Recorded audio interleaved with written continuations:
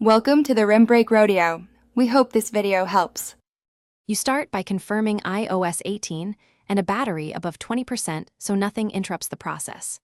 Open Settings, then Wallpaper. This is where iOS stores your lock and home screens. Once you see your active wallpaper thumbnails, tap the one you want to remove.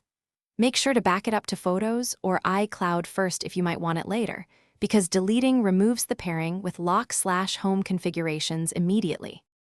You now handle the middle steps. Tap the wallpaper thumbnail and choose Edit or Remove depending on the option shown.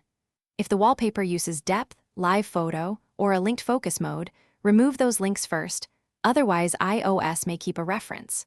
When the wallpaper came from Photos, delete that image from the Photos app to free space and prevent it reappearing in Suggestions.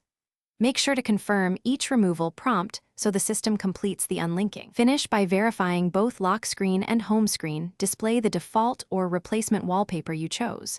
If the old wallpaper persists, restart the device. A quick reboot clears cached images. If problems continue, reset wallpaper settings via Settings General Transfer or Reset without erasing other data. This forces iOS to rebuild wallpaper references. If that still fails, check for a pending iOS update, because bug fixes. Thanks for watching. Consider subscribing if we helped you.